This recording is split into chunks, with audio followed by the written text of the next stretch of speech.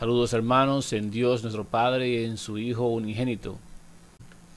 Vamos a tratar un tema titulado Que sean uno, la boda del Cordero. Esto es sumamente importante debido a el límite de tiempo en el que estamos viviendo.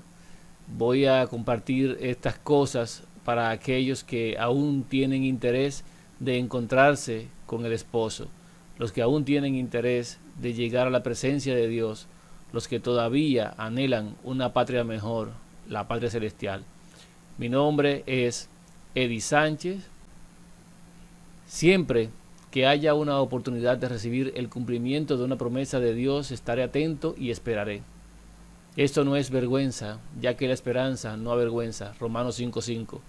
Mi espera en Dios no se basa en una fecha, sino en su palabra fiel.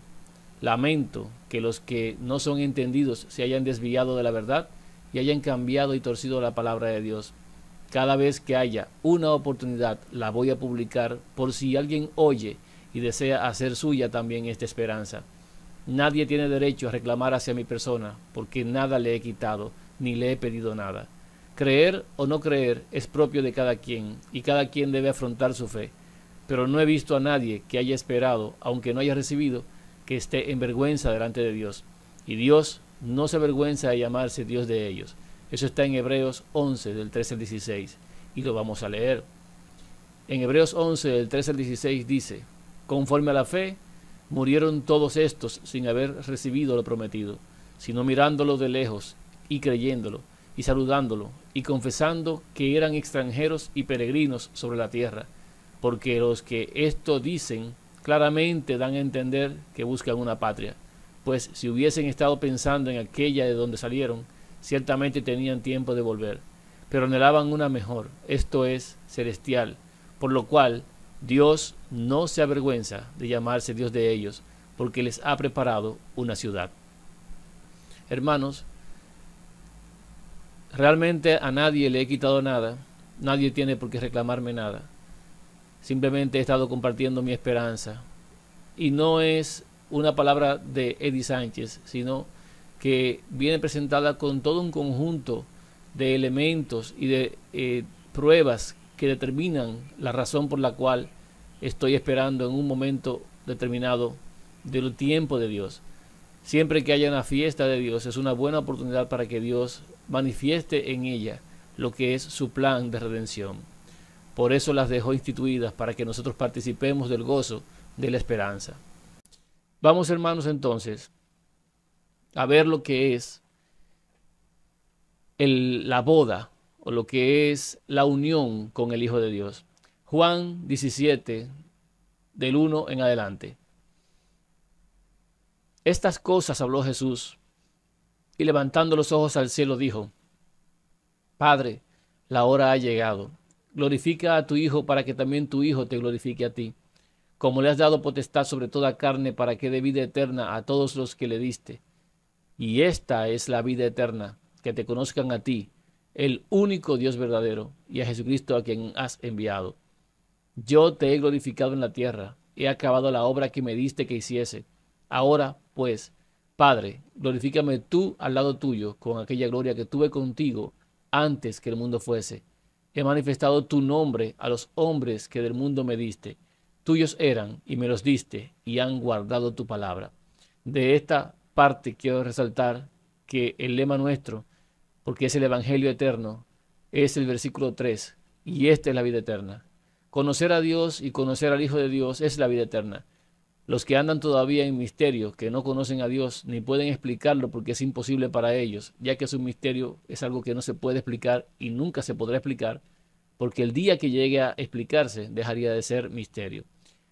Estos hombres hoy adoran algo que no conocen. Nosotros hemos conocido el nombre de Dios, hemos conocido a Dios, y el Hijo de Dios nos ha manifestado al Padre, nos ha dado a conocer al Padre, y el Padre nos ha dado a conocer a su Hijo. Ciertamente solamente se le entrega esta información o este entendimiento a los que son de Dios. Por eso dice: tuyos eran y me los diste. Y mientras permanezcamos en este entendimiento y en esta verdad, guardaremos la palabra de Dios. En el versículo 7 en adelante, continúa Juan 17.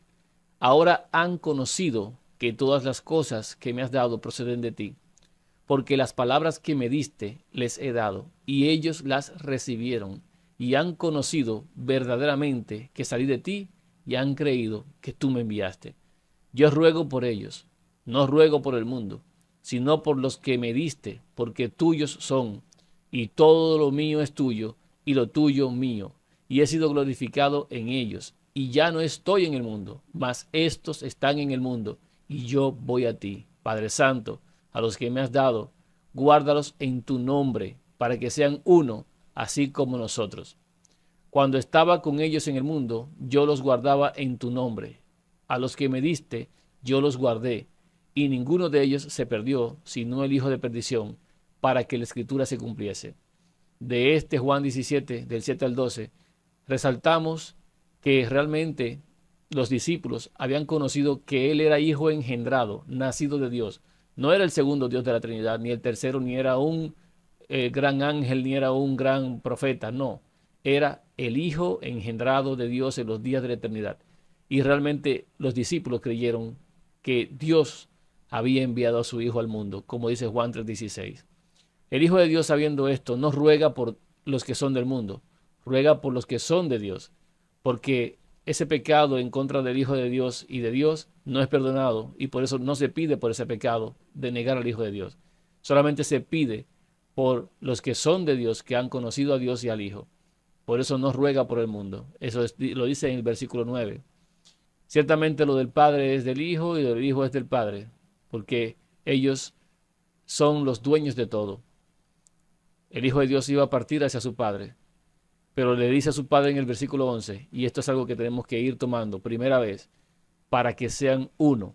Dice, guárdalos en tu nombre, para que sean uno, así como nosotros. Ciertamente, nosotros tenemos que ser uno para poder compartir después con el Hijo de Dios y con el Padre.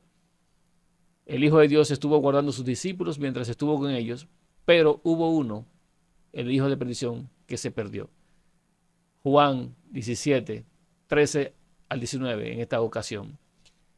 Pero ahora voy a ti y hablo esto en el mundo, para que tengan mi gozo cumplido en sí mismos. Yo les he dado tu palabra, y el mundo los aborreció, porque no son del mundo, como tampoco yo soy del mundo. No ruego que los quites del mundo, sino que los guardes del mal. No son del mundo, como tampoco yo soy del mundo. Santifícalos en tu verdad. Tu palabra es verdad. Como tú me enviaste al mundo, así yo los he enviado al mundo. Y por ellos yo me santifico a mí mismo, para que también ellos sean santificados en la verdad. Esta parte de esta oración que el Hijo está haciendo a su Padre dice que nos aparte a nosotros en la verdad, en la palabra de Dios, que es verdad. Solamente tenemos un camino en este mundo. No es un camino visible, no es un camino trillado como cualquiera que podemos ver lleno de polvo. No. Si usted quiere seguir en el camino y seguir el camino que es el Hijo de Dios, dijo, yo soy el camino, la verdad y la vida, y Él es la verdad, solamente hay una forma de permanecer en el camino, y es permaneciendo en la verdad. Solamente hay una forma de llegar al Padre, y es amando la verdad y siguiendo en la verdad. Si alguno no acepta la verdad y es capaz de dar la vida por esa verdad, no es merecedor del agrado de Dios.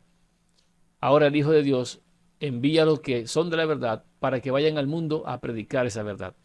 Y ahí el Hijo de Dios es glorificado.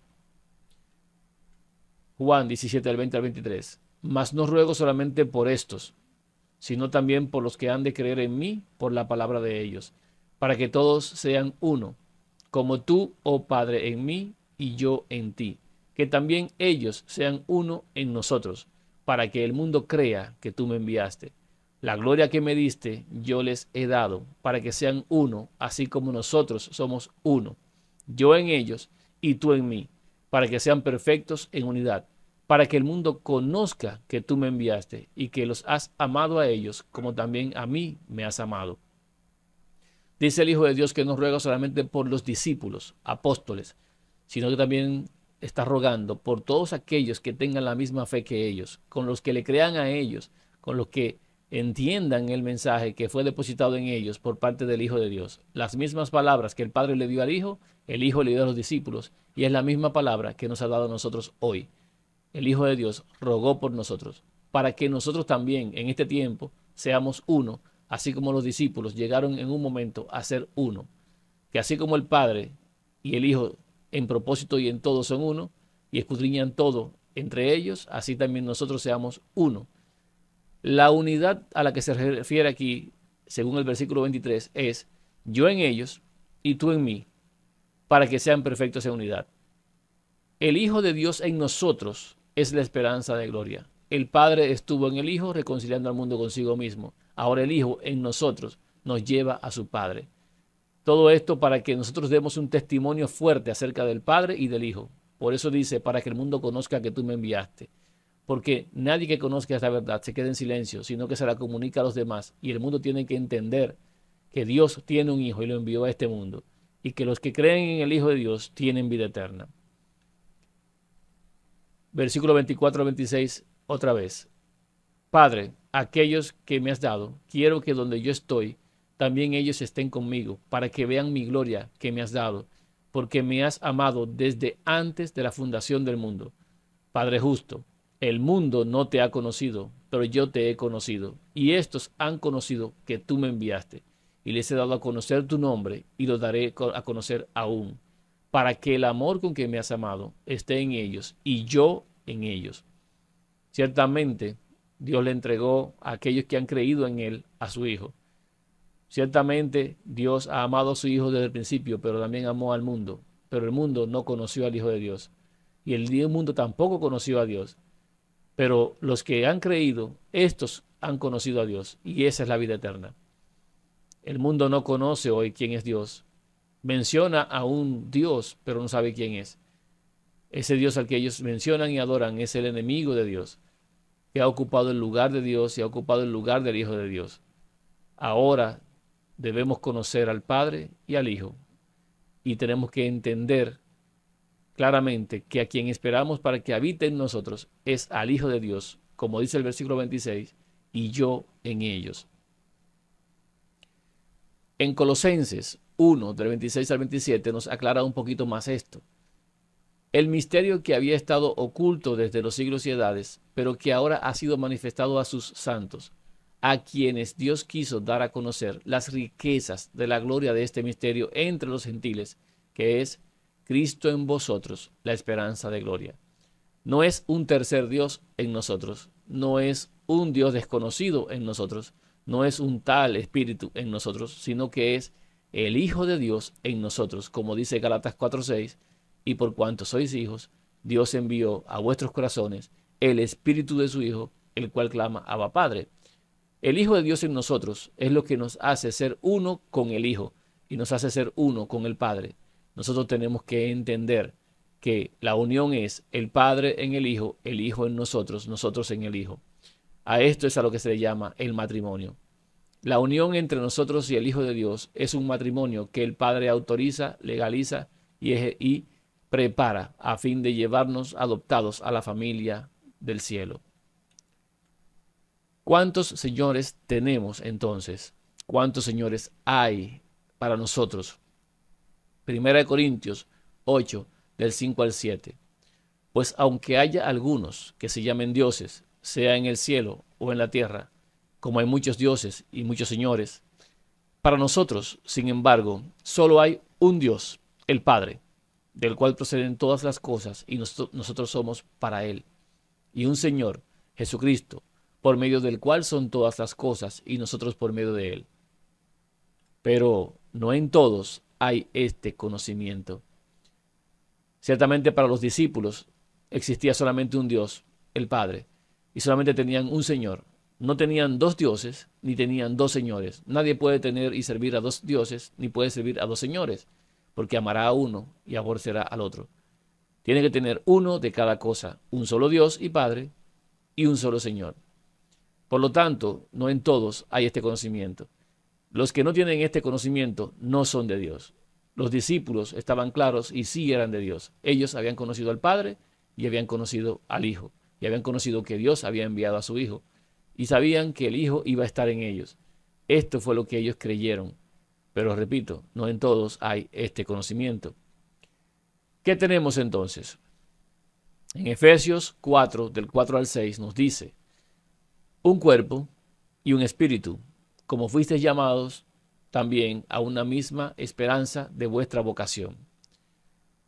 Un Señor, una fe, un bautismo, un Dios y Padre de todos, el cual es sobre todos y por todos y en todos. Ven aquí en Efesios la misma situación que hemos visto en el versículo anterior, de que tenemos un solo Dios y Padre y un solo Señor. Aquí nos da todavía más detalle y nos dice que tenemos un cuerpo. Para usted que está viendo este video, ¿qué cuerpo es ese? Si usted lo responde en voz alta, asegúrese, porque esto es una prueba de cómo está el entendimiento acerca de la verdad. Un espíritu, ¿qué espíritu es ese? Un Señor, ¿qué Señor es ese? Dígalo. Dígalo como una confirmación de lo que usted ha creído. Una fe, ¿cuál es la fe que usted tiene? Un bautismo, ¿cómo es ese bautismo? Un Dios y Padre, ¿quién es ese Dios y Padre? Entonces, si usted dio su respuesta, vamos a colocarla aquí, lo que es la fe genuina, la verdad que ha estado escrita desde los siglos y será por los siglos de los siglos y eternamente. Un cuerpo, ese cuerpo somos nosotros, el Hijo es la cabeza. Está escrito en la palabra de Dios, nosotros somos un cuerpo, somos los miembros de ese cuerpo, somos nosotros los que tenemos cada uno un don y lo debemos utilizar en provecho de todo el cuerpo unido. La cabeza de nosotros es el Hijo de Dios y Dios es la cabeza de Cristo, de su Hijo. Un espíritu, ¿qué espíritu tenemos? ¿Un desconocido? ¿Un tercero? No, el espíritu que tenemos es el del Hijo de Dios. Un Señor, ¿quién es nuestro Señor?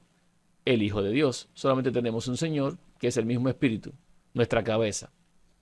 Una fe. ¿Qué fe? La del Padre y el Hijo. No hay otro evangelio, no hay otra fe, solamente hay una sola fe.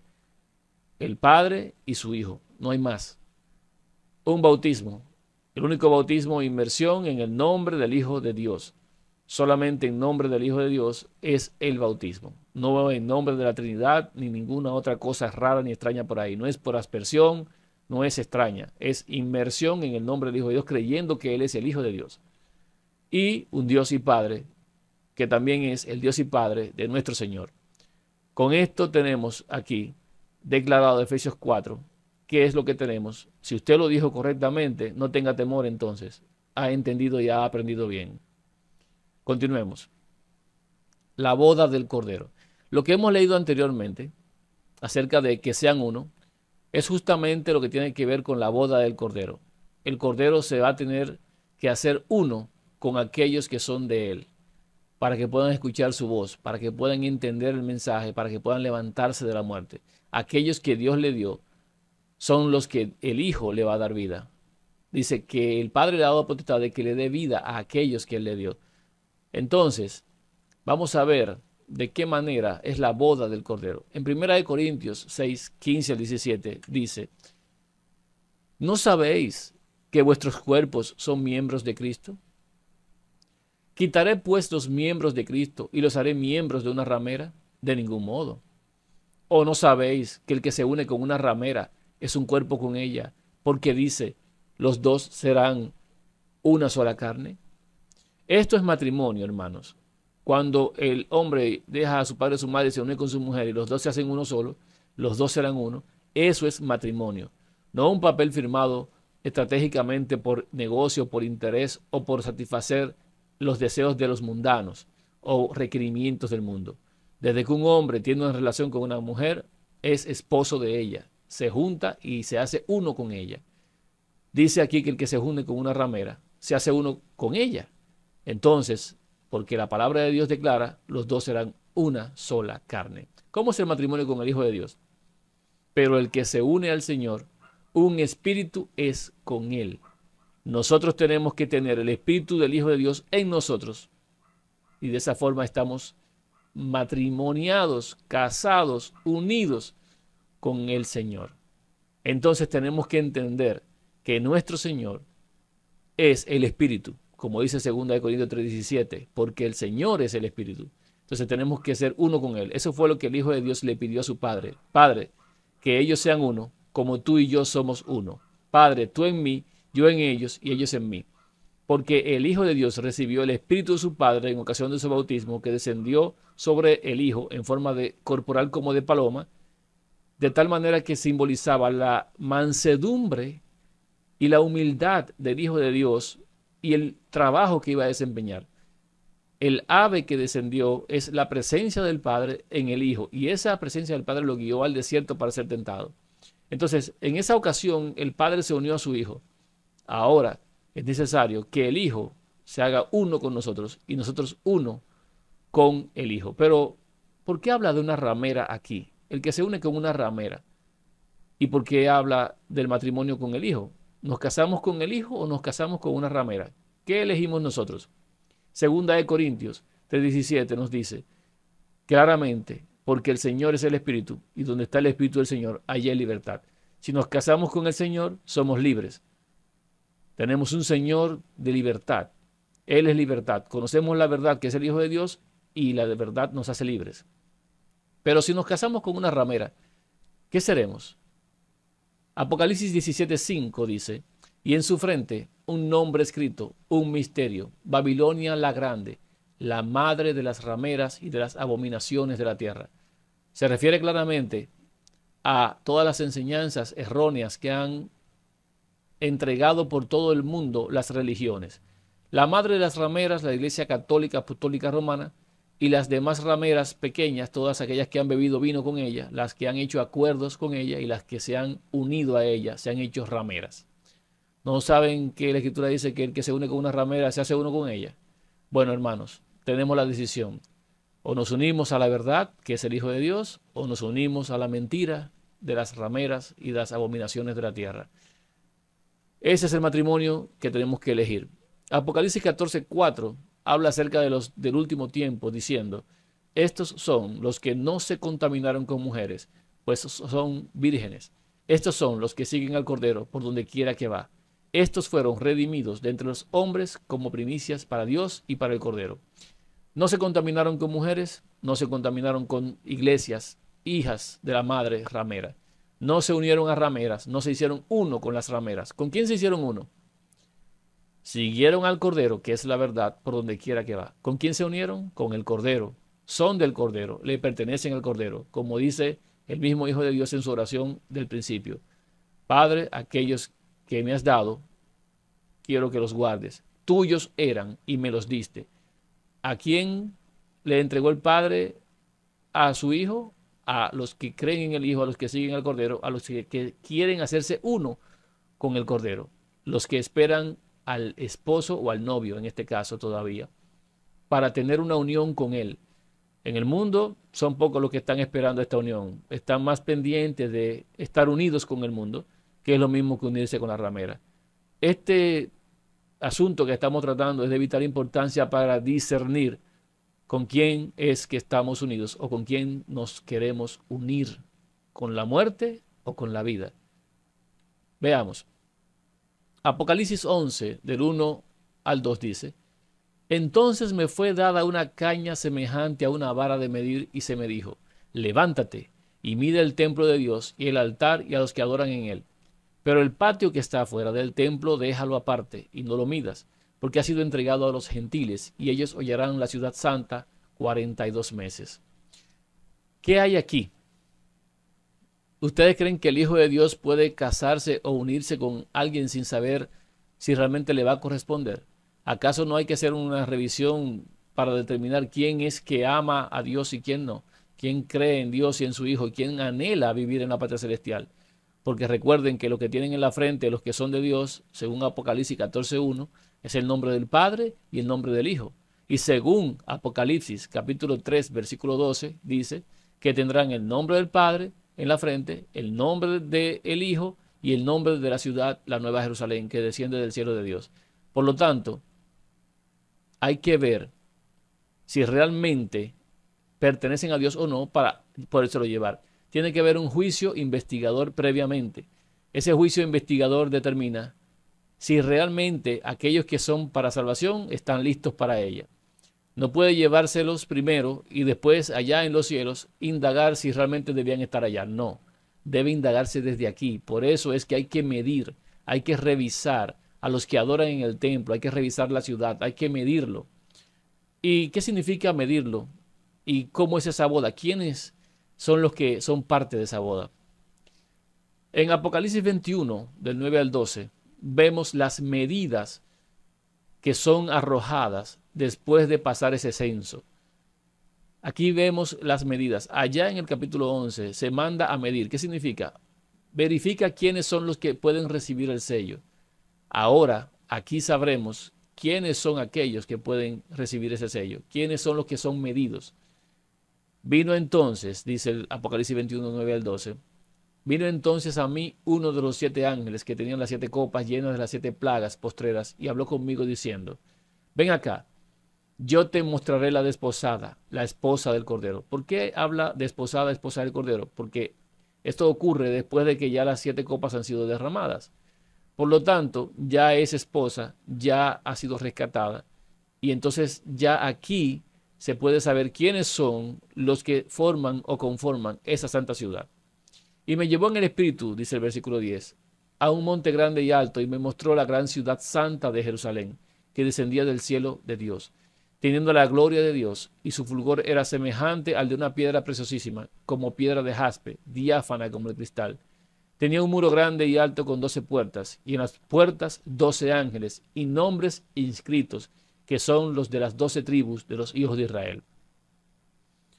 A veces uno piensa que el Hijo de Dios se va a casar con 4 paredes, 12 puertas y 12 columnas. Sin embargo, sabemos muy bien que a Dios no le ha interesado nunca lo material.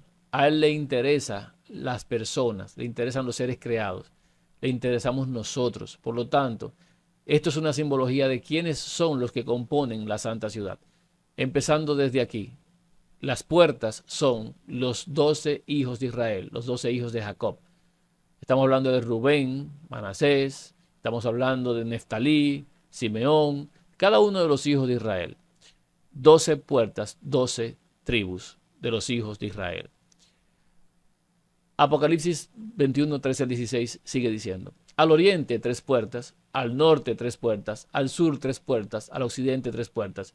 Si usted quiere saber quiénes son las tribus que están a cada uno de esos lados, sencillamente vaya a ver cómo se erigía el tabernáculo en el desierto y cómo se colocaban las tribus. Y usted podrá darse cuenta de a qué lado iban y cuáles son los nombres de cada uno, en qué posición estaban.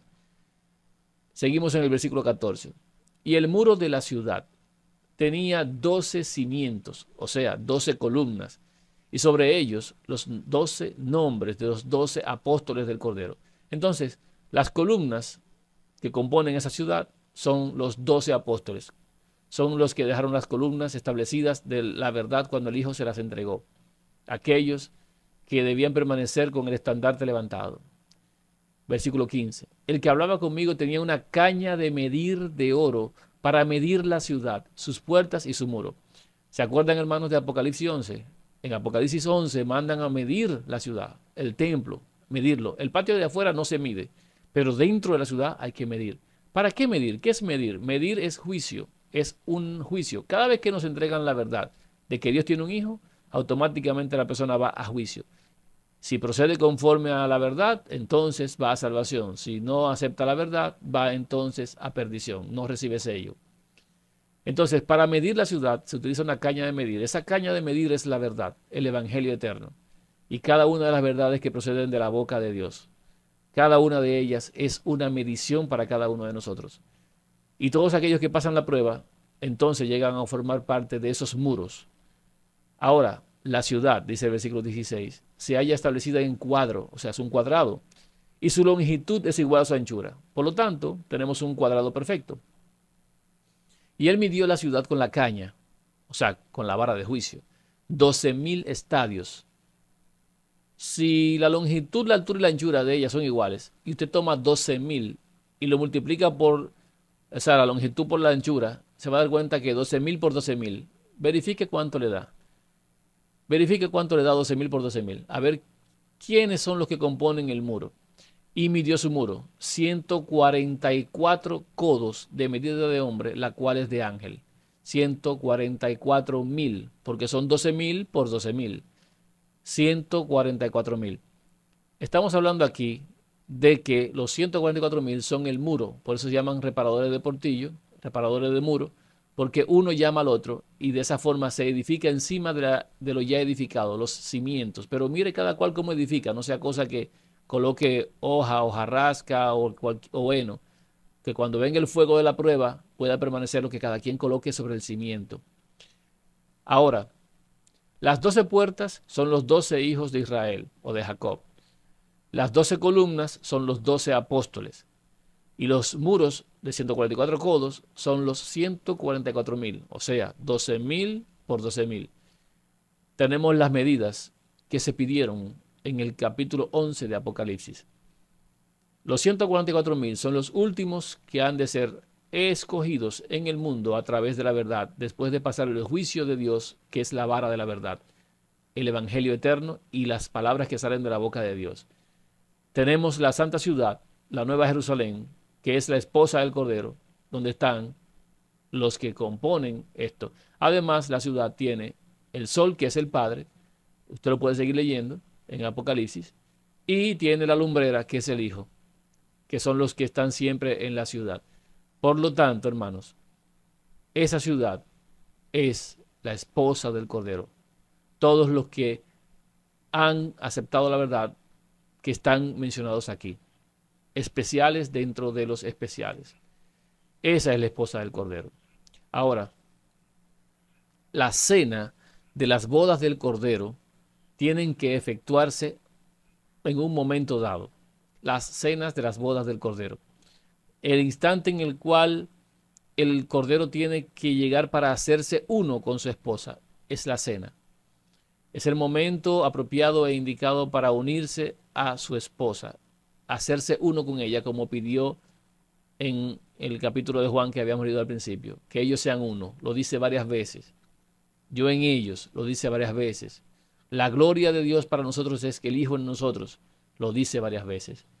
Recordemos entonces el evento original en el cual se declaró el plan de Dios para que el Hijo de Dios sea parte de nosotros. De qué manera nosotros nos hacemos uno con Él, porque Él primeramente se hizo uno con nosotros. Porque aquel que se hizo participar de carne y sangre, así como nosotros, para poder llevarnos a nosotros a su Padre, es el Hijo de Dios. Y tenemos que ver de qué manera se figura Él en todo lo que es la historia del plan de salvación. En Éxodo capítulo 12, del 1 al 4, y vamos a leer más, dice lo siguiente. Habló Jehová a Moisés y a Aarón en la tierra de Egipto diciendo, este mes os será principio de los meses, para vosotros será este el primero en los meses del año. Hablad a toda la congregación de Israel diciendo, en el 10 de este mes, que es el mes de Abib, ya para el día 10 de Abib, tómese cada uno un cordero según las familias de los padres, un cordero por familia. Mas si la familia fuere tan pequeña que no baste para comer el cordero, entonces él y su vecino inmediato a su casa tomarán uno según el número de las personas, conforme al comer de cada hombre. Haréis la cuenta sobre el cordero. Entonces, ese día 10 hay que tomar el cordero. Ese día 10 se aparta el cordero. Tomemos nota entonces de los detalles que Dios da. El animal será sin defecto, macho de 1 año. Lo tomaréis de las ovejas o de las cabras, y lo guardaréis hasta el día 14 de este mes, y lo inmolará toda la congregación del pueblo de Israel entre las 2 tardes. Y tomarán de la sangre, y la pondrán en los 2 postes y en el dintel de las casas en que lo han de comer. Y aquella noche comerán la carne asada al fuego, y panes sin levadura, con hierbas amargas lo comerán. Ninguna cosa comeréis de él cruda, ni cocida en agua, sino asada al fuego, su cabeza con sus pies y sus entrañas. O sea, no es una parte del cordero que se van a comer. O es todo o es nada. Pero Dios manda que se coma todo y que no dejen nada. Aquella noche comerán la carne asada al fuego. Estamos hablando de que desde el día 10 que se toma, elige el cordero y se guarda, hasta el día 14 de Abib, que es cuando el cordero debe ser inmolado, sacrificado, y ese cordero sacrificado, la sangre de él, debía colocarse en el dintel de la puerta, o sea, en el marco de la puerta, para marcar la puerta. ¿De qué manera entonces Dios estableció en la primera ocasión lo que era la unión del pueblo con su Hijo? Bueno, lo estableció en la forma de comerse su carne. Tenía que hacerse uno con el cordero. El cordero elegido tenía que hacerse parte del vientre de la persona, tenía que hacerse parte de la persona. En toda su dimensión, en toda su condición tenía que hacer.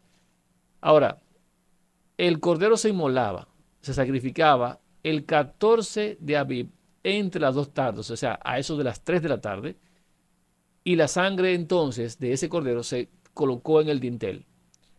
¿Para qué era aquella sangre en el dintel? Bueno, nosotros sabemos, vamos a seguir.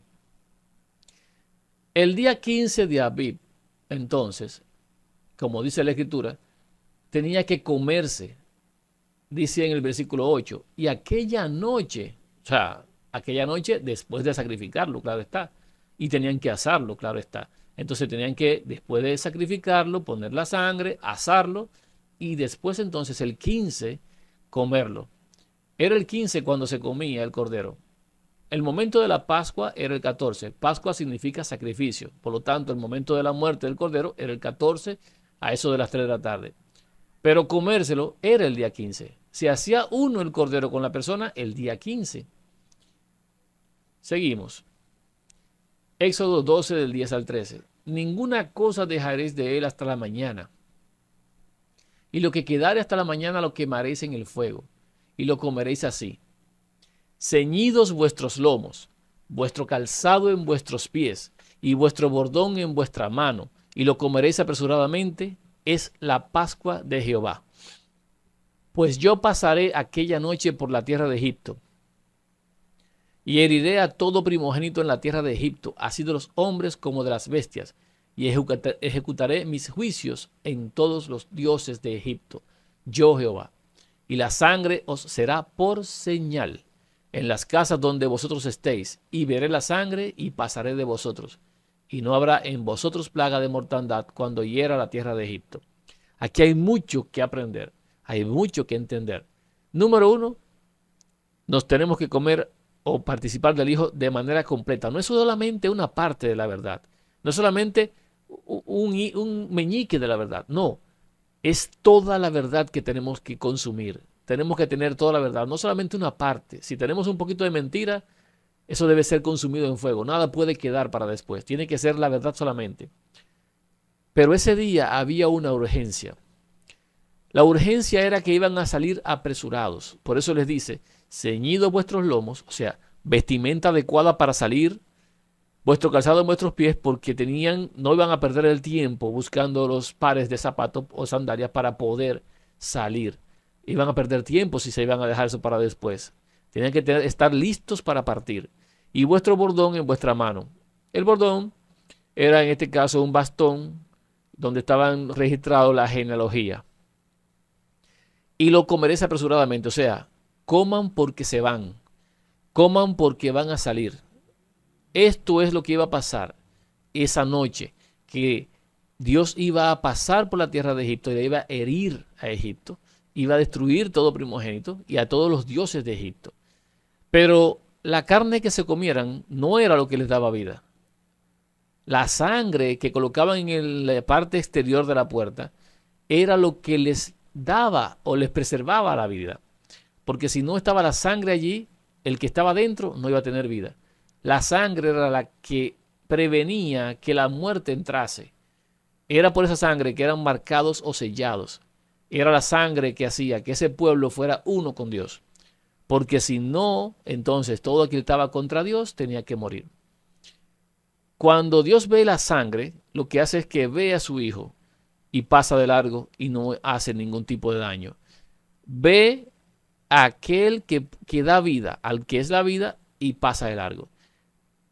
Pero el que no tiene esto, muere. O sea, en pocas palabras, El pueblo de Israel estaba sellado con sangre.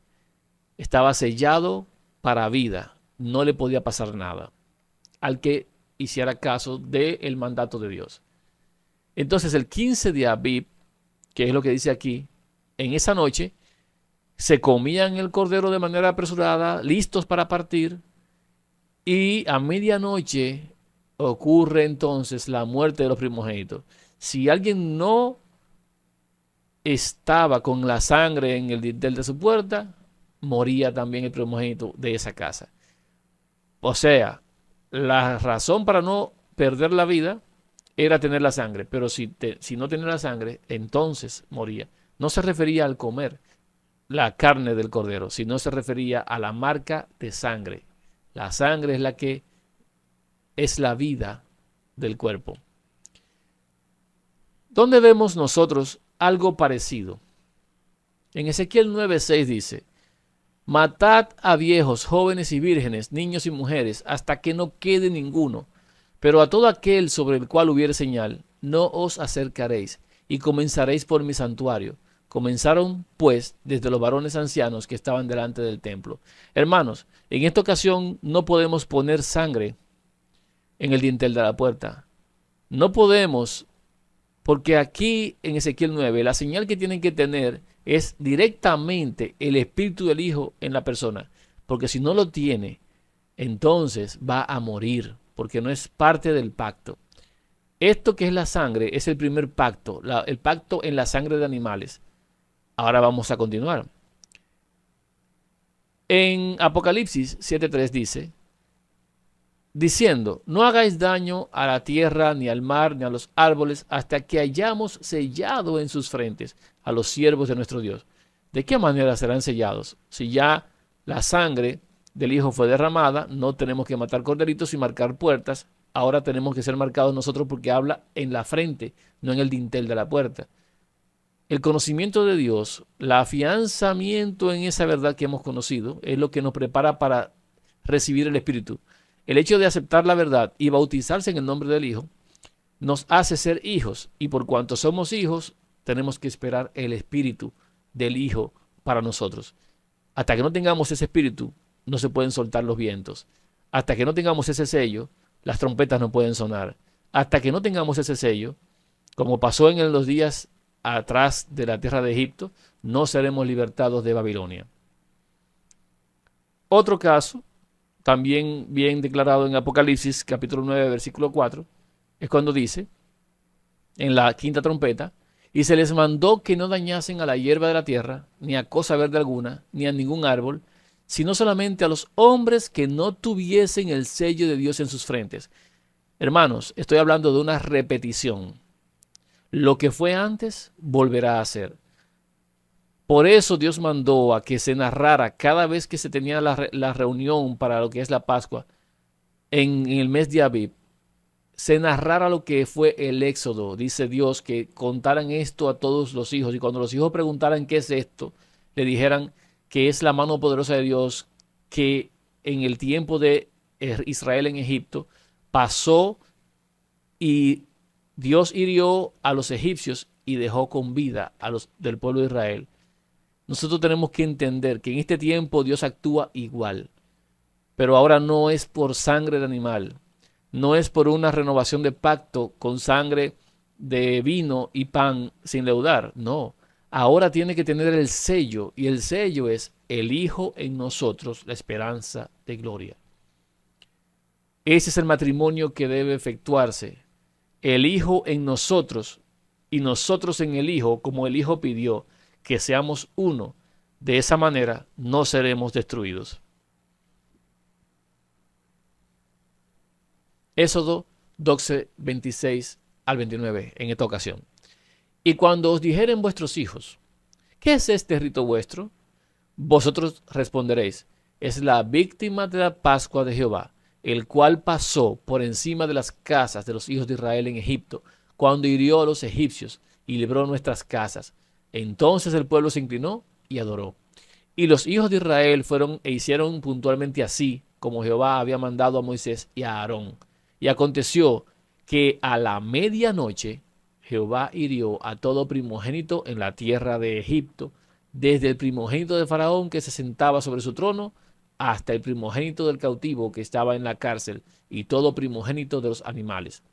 El 15 de Abib, entonces, a medianoche, fue la última plaga para lo que es Egipto. Veamos el orden. Dios da el conocimiento de su cordero, se sacrifica el cordero, se coloca el sello y la marca, y después es que viene la plaga de muerte, después que ya lo han comido. Sobre aquellos que no tienen el sello, mueren. Nosotros tenemos la misma premisa en estos días, pero en vez de salir de Egipto, ¿de dónde tenemos que salir, hermanos? De Babilonia. Apocalipsis 18:4 dice que tenemos que salir de Babilonia. Ahora no es de Egipto, sino de Babilonia. Entonces, esto se va a repetir, pero esperamos el sello, hermanos. El mundo no espera más que la segunda venida del Hijo. El mundo no espera nada, mejor dicho. Y hay muchos de nosotros en estos días que hemos olvidado y perdido el rumbo de la profecía. Muchos no están esperando nada. Y hay otros que dicen, no, yo lo espero todos los días. Es mentira, no lo puede esperar todos los días. Porque nosotros estamos metidos en las cosas del mundo, estamos imbuidos en las cosas del mundo y nos distraemos a cada instante. Y si Dios nos agarra a nosotros en un momento de distracción, ¿estaremos nosotros listos y esperando? ¿O seremos como las vírgenes imprudentes? Pregúntese eso. Hay momentos para esperar y Dios no nos deja en desconocimiento. Dios actúa en su tiempo. Él sabe y por eso declara todo. ¿O usted cree que Dios dejó a Génesis hasta Apocalipsis para que entendamos las profecías y al final nos va a decir, no, pero ustedes nunca van a saber cuándo? Entonces, ¿para qué estudiamos profecía? ¿Para qué revisamos la escritura? ¿Para qué Dios nos dejó tantas pistas si al final no vamos a saber cuándo es? Sin embargo, nos manda a velar, nos manda a estar preparados, a estar pendientes y nos dice que no sean sorprendidos como ladrón en la noche. El mundo será sorprendido, pero ustedes no.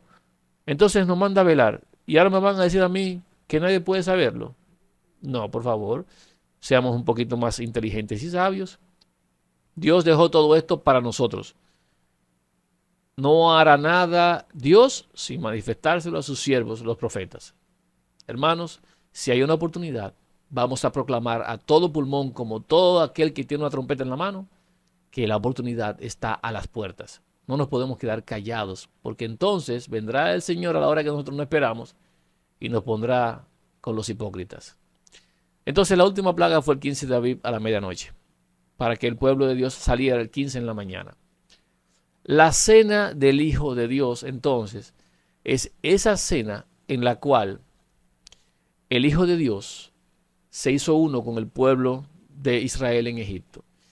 El Hijo de Dios no celebró Pascua debido a que Él era la Pascua o sacrificio. Realmente Pascua es igual a sacrificio. Pascua no es comérselo, Pascua es sacrificio. Luego es lo que viene comerse el sacrificio, que es comerse la Pascua. El Hijo de Dios solamente celebró la cena ceremonial llamada Seder, que es un recordatorio de lo que sucedió en el éxodo de Israel de la esclavitud de Egipto. Lo hizo el día 14 en sus primeras horas, ya que él iba a ser muerto, según el mandato, entre las 2 tardes del día 14 de Abib. O sea, el 14 de Abib, el Hijo de Dios en las primeras horas en la noche, ¿verdad? Sus primeras horas de la noche, realizó una cena ceremonial, una cena importante en la cual se narraba lo que era Éxodo capítulo 12, se explicaba, se veía la mano poderosa de Dios obrando en favor de su pueblo, se veía cómo Dios selló a su pueblo, lo marcó con la sangre y luego comieron y se hicieron uno con el cordero. En cuanto a la carne, sabemos que en aquella ocasión la carne para nada aprovecha, es el espíritu el que da vida, pero en esa ocasión fue establecido en carne y sangre de animal, hasta que llegara el Hijo de Dios y se hiciera la carne y sangre del Hijo de Dios directamente. Y luego entonces, en lo que es las 2 tardes, o sea, las 3 de la tarde de la parte clara del día 14, murió el Cordero de Dios. Por lo tanto, no podía realizar el ceder o la cena después del 14, o sea, el día 15, comerse el cordero o comerse el mismo, sino que lo que hizo en realidad es que en las primeras horas del 14 hizo la cena con sus discípulos, recordó lo que era el éxodo de todo aquello, y entonces en la otra parte del día, que es la parte clara, murió el cordero entre las 2 tardes. Esta es la cena del Señor o la cena del Cordero, donde nos hacemos uno con Él al celebrar el nuevo pacto luego de la cena. O sea, en las primeras horas del día 14, cuando se realiza el Seder, realmente estamos celebrando una cena y deberíamos darle la importancia que tiene la cena del Señor o la cena del Cordero, porque es el recordatorio de lo que es la liberación de nosotros. Es donde tenemos que entender nuestra liberación de Babilonia ahora.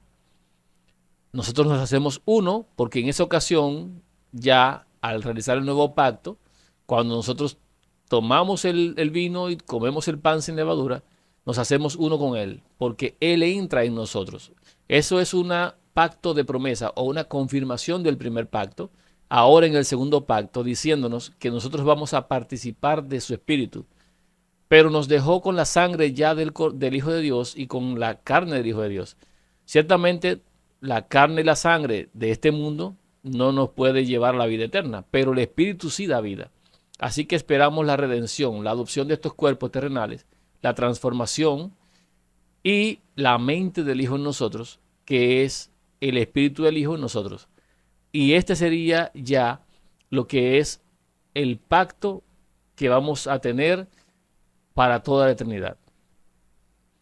Por lo tanto, vemos la importancia del día 14. El Seder, según lo que dice Wikipedia, aquí les dejo la dirección para que puedan entender y buscar esta información. El Seder de Pesaj, en hebreo, que significa orden o colocación, es un importante ritual festivo judío, dicen ellos, pero realmente es algo instituido por Dios, celebrado en la primera noche de Pesaj, o de Pascua, o sea, la primera noche de la parte oscura del día 14, el 14 de Nisan. Ellos le llaman Nisan porque es el nombre que Babilonia le dio al mes de Dios. Nosotros decimos Abib, porque es el nombre que Dios le puso en la escritura a ese mes. Abib, que significa primavera o que significa espigado, mejor dicho, una espiga, que cuando el fruto sale a formarse. Y fuera de Israel, en cambio, en la primavera y segunda noche de Pesaj, 15 y 16 de Nisan. O sea, hay lugares fuera de Israel que se celebran el 15 o 16 del primer mes, en ocasión de celebrar la Pascua. O sea, ¿se recuerdan que el día 15 era que se comía el cordero? Pues todavía algunos de ellos siguen con la instrucción de comérselo el día 15, porque siguen comiéndose un cordero. Nosotros lo hacemos el día 14, en las primeras horas, como el Hijo de Dios lo hizo, porque no podía hacerse cuando el otro pacto se venciera. O sea, si en las 3 de la tarde del día 14 el Hijo de Dios tiene que morir, ese pacto ya no cubría a las personas que estaban bajo el antiguo pacto. Pero si el Hijo de Dios, como lo hizo, efectuaba un nuevo pacto, renovaba el pacto horas antes de que se venciera el viejo, entonces el nuevo entraba en vigencia y no dejaba a los suyos descubiertos. Por lo tanto, el pacto que hemos de recibir, el pacto en el Espíritu, debería darse antes de que se venza el nuevo pacto. Y eso significaría recibirlo antes de que se celebre el nuevo pacto durante la cena o Seder, que es lo que se hace en las primeras horas del día 14. Este es el orden. El Seder va primero, o sea, la cena, una cena normal, la cena, recordando lo que es el éxodo del pueblo, la salida. Debemos estar listos, nuestras ropas preparadas para salir rápidamente, nuestro calzado en buen estado para poder realizar las funciones y correr sin tener que estar después perdido buscando qué ponernos en los pies. Y todos preparados para poder partir cuando el sello se entregare. Como mismo lo hicieron los israelitas al salir de Egipto, nosotros tendríamos que hacerlo ahora para salir de Babilonia. Ese llamado salir de ella, pueblo mío, es un llamado de emergencia y urgente. Y debe realizarse o podría realizarse antes de celebrar el nuevo pacto, así como fue instituido por el Hijo, que se hiciera el nuevo pacto antes de que se venciera el pacto en el corderito.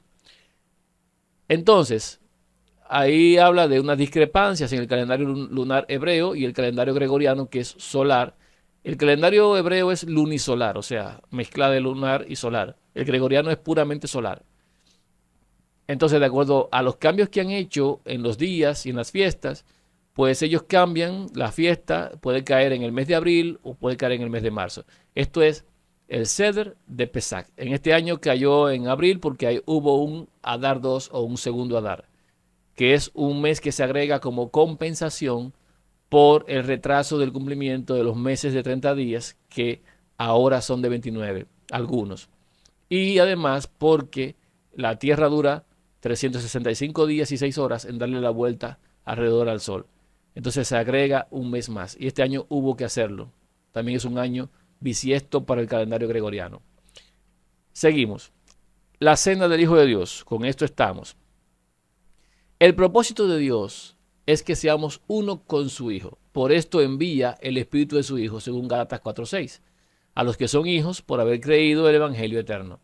Antes se comían la carne y la sangre era colocada en el exterior, pero en la noche del Seder y luego del mismo, o sea, acabada la cena, se estableció el nuevo pacto en el cual participamos del cuerpo y la sangre del Hijo de Dios, haciéndola parte de nosotros al ingerirla, confirmando con esto la promesa del pacto de entregarnos el Espíritu, ya que la carne para nada aprovecha y el Espíritu es el que nos va a dar la vida. Ese es el que da vida. Es el día 14 del mes de Abib, cuando se define quién es de Dios y quién no lo es. Por esto se manda a que durante el Seder se recuerde la salida del pueblo de Israel de Egipto, porque ahora el pueblo tendrá que salir de Babilonia, según Apocalipsis 18:4. ¿Qué digo con esto de que el día 14 se define quién es de Dios y quién no lo es? Bueno, usted tome nota. El día 14, cuando se puso la sangre en el dintel de las puertas, se marcó en el pueblo de Egipto, en el área de Egipto, quién era de Dios y quién no. Al que era de Dios no le pasaba nada. Al que no era de Dios, su primogénito moría. En esa casa que no tenía la marca.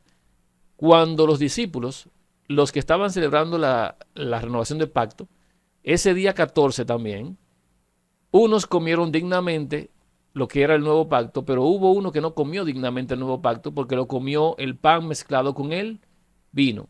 Justamente fue Judas. Esa noche se determinó que Judas era un traidor. Esa noche se identificó a Judas como un hijo del enemigo, como un enemigo de Dios, solamente un hijo de perdición. Pero los discípulos no lo sabían, estuvieron con él todo el tiempo y todavía seguían pensando que era el que manejaba el dinero y que, bueno, hacía las cosas bien. Hasta que el mismo Judas fue al monte de los olivos y con un beso entregó al Hijo de Dios. Ahí ellos se dieron cuenta de que Judas era un hijo del diablo, un hijo del enemigo, del adversario. Entonces, esa misma noche, ese mismo día 14 se definió. ¿Se recuerdan que allá en Egipto los primogénitos murieron, que no tenían el sello? Bueno, pues aquí el que hizo el nuevo pacto de forma indigna, que no creía, que no era parte del equipo del Hijo de Dios y de Dios, que no había sido transformado por la palabra del Hijo, que no lo había creído, pues también murió. Ese mismo día 14 también murió. Estamos viendo un paralelo, porque en estos tiempos nos damos cuenta de que va a haber un sello del Espíritu, el Hijo va a estar en sus hijos y eso va a hacer que el que tenga el Espíritu no sea tocado por las plagas que van a venir, que también van a destruir y van a matar. Son 6 trompetas, son 6 varones, son 6 que van a destruir después de que el otro haya hecho su trabajo de marcar, sellar o señalar a los que son de Dios por haber creído. Es el día 14 cuando esto ocurrió en Éxodo y es el día 14 cuando ocurrió en el tiempo de los apóstoles. Bajo la misma premisa que antes, hermanos, entonces, preparen sus ropas y su calzado para partir apresuradamente. Esa noche de la cena se definió mediante el pacto que Judas era un traidor a la causa. Aquel que come el pan mojado, ese es. Y ese mismo día murió. Los demás apóstoles no sabían quién era hasta que llegó ese día. Luego todos los apóstoles tuvieron que irse de manera apresurada. La primera promesa del pacto eterno se dio el día 14 en días de Moisés. La confirmación de esa promesa se dio el día 14 en días de los apóstoles. Ese día, el Hijo de Dios ruega, lo leímos al principio, ¿se acuerdan? Para que aquellos que eran de Él sean protegidos en el mundo, como si estuviesen sellados. Estaban limpios todos, menos el hijo de perdición. Ninguno de ellos se perdió, sino solamente Judas. Entonces, Judas no estaba sellado, no estaba protegido. El Hijo de Dios pidió por los que eran de Él, por los que Él había cuidado. Ellos no habían tenido todavía el sello, sino hasta Pentecostés. Pero antes de ese sello fueron preservados por el Padre, porque el Hijo de Dios le dijo, Padre, protégelos, cuídalos, yo los he cuidado en tu nombre, ahora cuídalos tú. Y es lo mismo que estar sellado. Eso lo hizo el Hijo de Dios el día 14 en Getsemaní, en el Monte de las Olivas. Estamos hablando, hermanos, de un paralelismo. Y estamos a punto de celebrar otra vez este año la renovación del pacto con algunas cosas de sumo interés.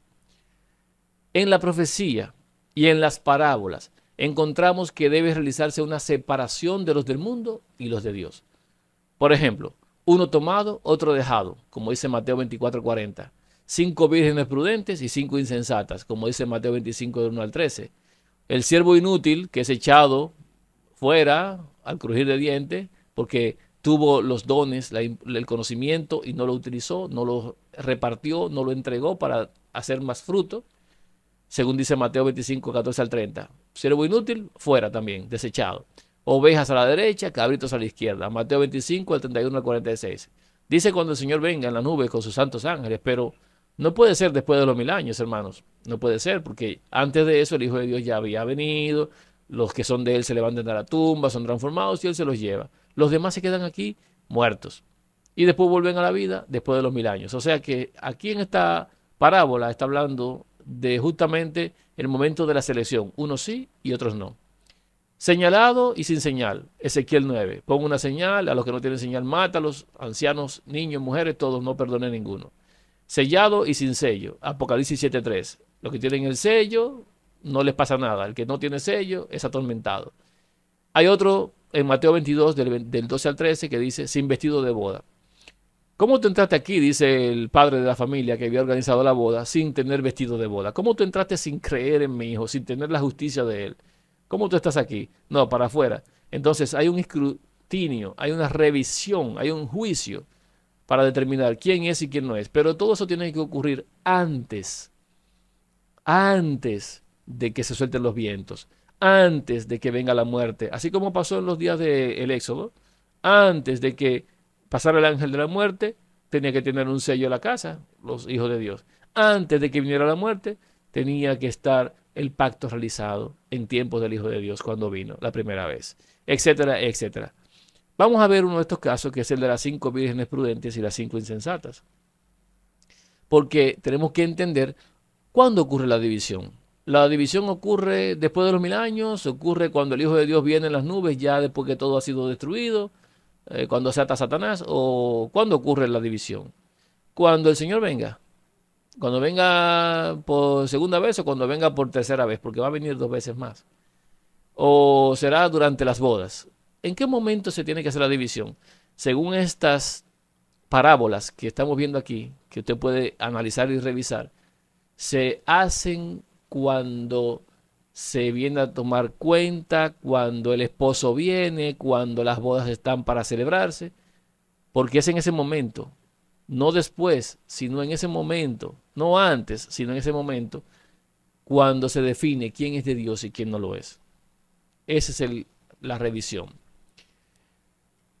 En Mateo 25, del 5 al 6, leemos entonces. Y tardándose el esposo, estamos hablando de la parábola de las 10 vírgenes, 5 insensatas, 5 prudentes, estaban todas esperando con sus lámparas, y dice aquí, y tardándose el esposo, cabecearon todas y se durmieron, todas se durmieron. Y a la medianoche se oyó un clamor, aquí viene el esposo, salid a recibirle. ¿A qué hora, hermano? A la medianoche. ¿Usted se recuerda a qué hora fue que pasó el ángel de destrucción o la muerte por Egipto? Cuando el tiempo de Moisés, a la medianoche. ¿A qué hora fue que tomaron al Hijo de Dios prisionero cuando los apóstoles? A la medianoche. Entonces estamos hablando aquí de que ciertamente hay algo con la medianoche, porque usted no sabe a qué hora vendrá el Hijo de Dios, si vendrá la primera vigilia, la segunda vigilia, a la medianoche, el canto del gallo. Hay que estar pendientes. Pero ¿por qué tenemos que estar pendientes si viene a la primera vigilia, segunda o al canto del gallo a la medianoche? Si no sabemos el día, ni la hora. Porque nosotros estamos velando, hermanos. Somos diferentes. No durmamos como los demás, sino velemos y seamos sobrios. No estemos bebiendo el vino de fornicación de la ramera.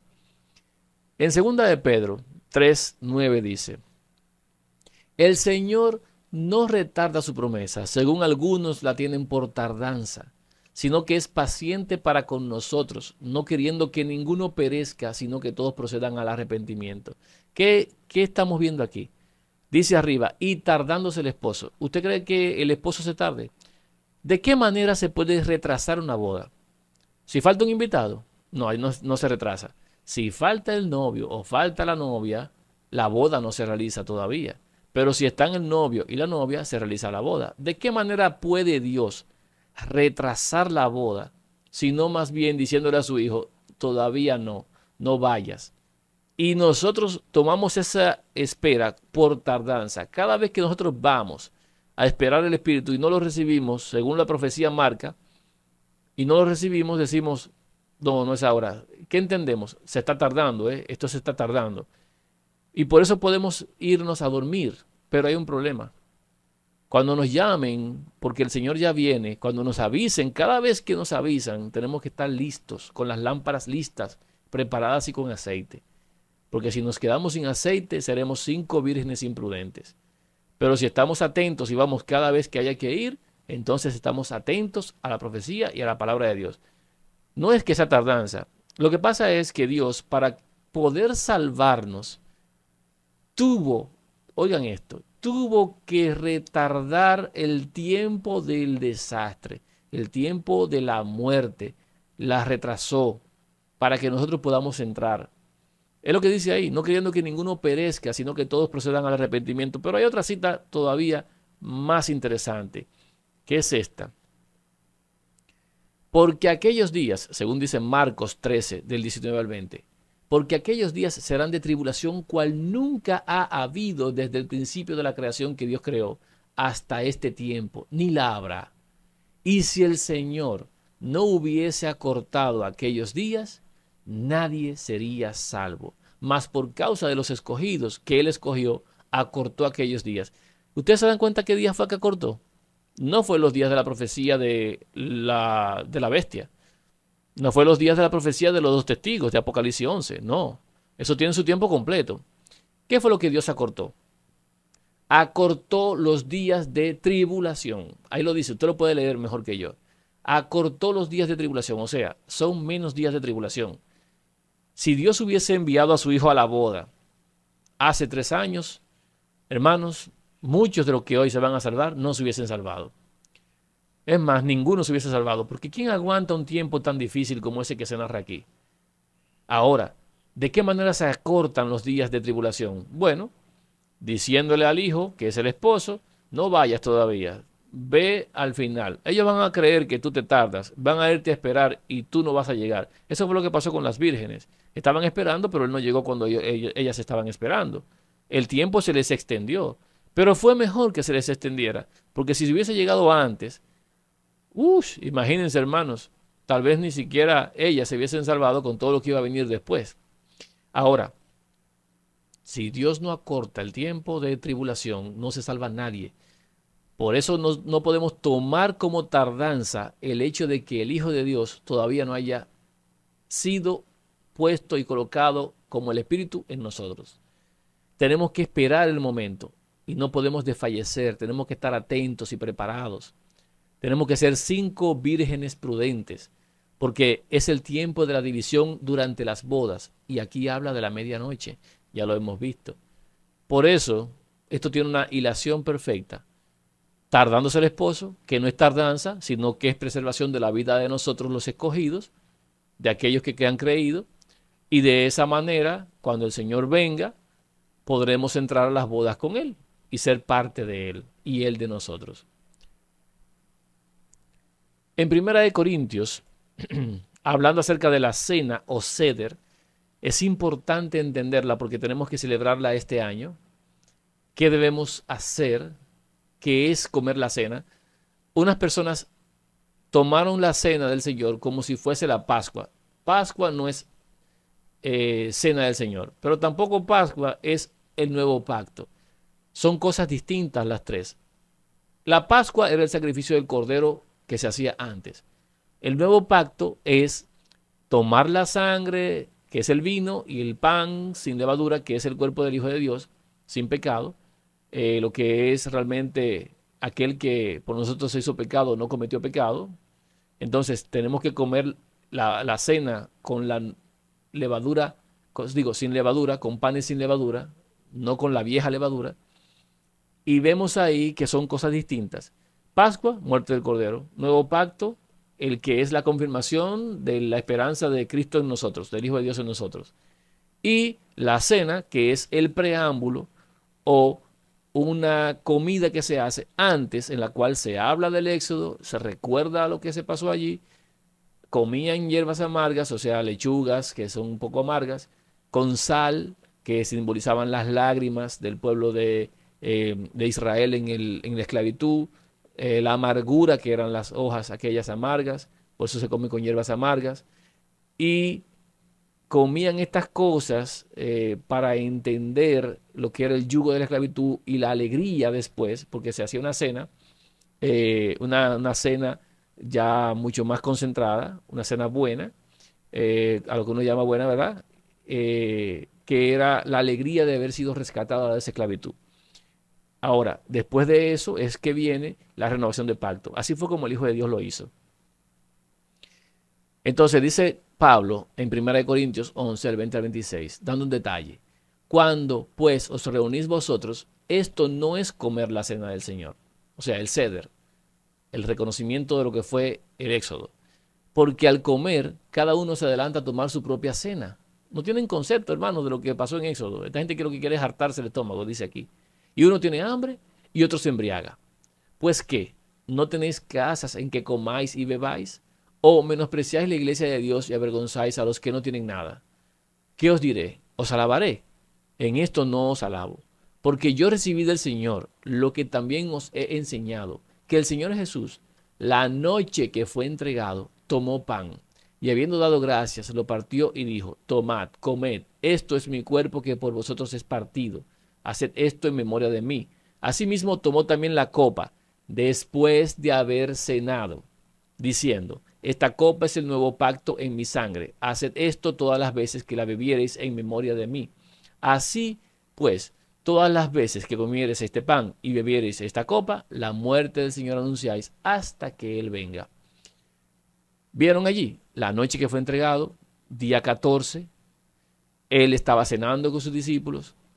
No era una cena para hartarse, era una cena de recordar lo que era la amargura de la esclavitud, una cena para la alegría de lo que es el nuevo pacto, la promesa de Dios de liberación.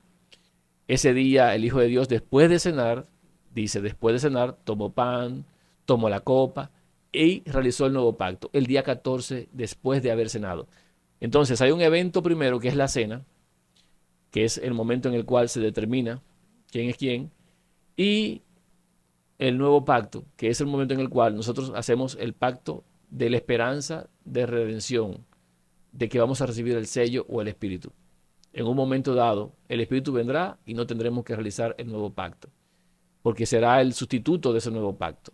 El pacto definitivo vendrá después. Entonces, tenemos que hacer una cena, lavarnos los pies como buenos hermanos. Fíjense que esa noche el Hijo de Dios les enseñó lo que era a sus discípulos el servicio. Él dijo, si yo soy su maestro y les he lavado los pies, ustedes también tienen que hacer lo mismo entre ustedes. El siervo no es mayor que su amo y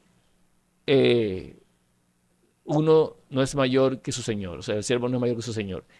En pocas palabras, tenemos nosotros que entender que no nos vamos a hartar, que todos tenemos que pasarnos unidos siendo uno. Le voy a dar una nota.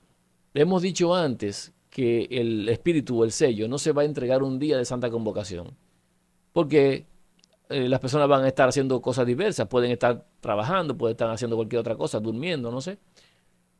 ¿Saben algo?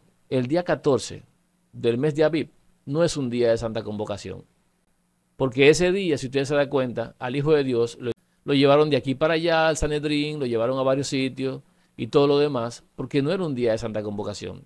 Si usted lo lee en Éxodo, se va a dar cuenta de que no era un día de santa convocación. Sin embargo, el día 15 sí es de santa convocación. El primer día de la fiesta de panes sin levadura sí es un día de santa convocación. Estamos hablando entonces de que el día 14 puede ocurrir lo que tan anheladamente hemos estado esperando. Estamos viendo entonces en 1 Corintios lo que este día 14 vamos a hacer. Las familias se reunían y en sus casas comían, hacían una cena familiar. El Hijo de Dios hizo lo mismo con sus discípulos porque ellos eran su familia. Él dijo en una ocasión, ¿quiénes son mi madre y mis hermanos? Los que hacen la voluntad de mi Padre, esos son mi madre y mis hermanos. Y justamente sus discípulos eran su madre y sus hermanos. Por eso estaba esa noche celebrando la cena juntamente con ellos. Y durante la cena, después de la cena, pues realizó el nuevo pacto, porque no lo iba a hacer después, no podía. Entonces estamos viendo el paso, nosotros vamos a hacer esto el día 14, vamos a tener una cena en familia, los que se puedan reunir, los que puedan compartir, luego vamos a lavarnos los pies, símbolo de que hemos entendido la raíz de lo que es el servicio que el Hijo nos quiso enseñar, para nosotros, cada uno, que nadie busque ser el mayor, sino que cada quien se haga siervo de los demás. Y luego entonces tendremos todo listo para la renovación del pacto. Tenemos que tener nuestras uvas ya para molidas allí para hacer el vino, y tenemos que tener el pan sin levadura, muy importante porque desde el día 14 en la tarde no puede haber pan con levadura, no puede haber levadura dentro del pueblo. Comeremos pan sin levadura y el vino. Si Dios en su misericordia entiende que ese es el momento para darnos el sello antes de la renovación del pacto, muy agradecido estaré porque su promesa se habrá cumplido en mis días. Pero tenemos que estar listos y preparados para realizar lo que Dios estableció. Solamente Él puede quitar aquello que Él ha colocado. Solamente Él puede echar para atrás o sustituir algo que Él mismo ha puesto para nosotros, para nuestro beneficio. Así que tenemos que estar listos, así como en el tiempo de los apóstoles, el cordero estaba apartado, el Sanedrín tenía su cordero para ser sacrificado, aunque no se sacrificó, claro, porque cuando el Hijo de Dios murió, el cordero que estaba en el templo no pudo ser sacrificado. Se rasgó el velo en dos y no pudo hacerse sacrificio, porque ya el Hijo de Dios había sido el sustituto, el cumplimiento de ese símbolo. Ahora tenemos que estar también listos con nuestra uva, con nuestro vino y nuestro pan, listo para ser ingerido como parte del pacto que Dios estableció. Si Dios entiende que es el momento, vuelvo y repito, muy agradecido de que sea así. Entonces, esto es, en resumen, lo que vamos a ver en estos días. Estamos en el borde de las profecías. Es bueno que usted conozca estas cosas, que entienda, según lo que se ha explicado, la preparación que usted debe tener. Léase el Salmo 118, que es el canto del Cordero, que el Hijo de Dios cantó antes de partir al Monte de las Olivas. Léalo para que usted vea el deseo del Hijo de Dios para con su Padre, los deseos y las intenciones de servirle. Debemos realizar entonces una cena para recordar las promesas de Dios este día 14 de Aviv en las primeras horas de la noche. Estudiar la historia de Éxodo capítulo 12, compararla con la de los apóstoles y ver un futuro cumplimiento para nosotros. Tenemos que estar listos para partir de manera apresurada. Cero estar descalzo, nada de improvisar. Estar listos como si usted fuera a partir para realizar una obra tremendamente importante de parte de Dios. Lavarnos los pies mutuamente como hermanos, como iguales, como siervos uno de otros también. Y realizar la renovación del pacto como nos fue dejado, si Dios lo permite, si es su voluntad, como lo ha sido hasta ahora.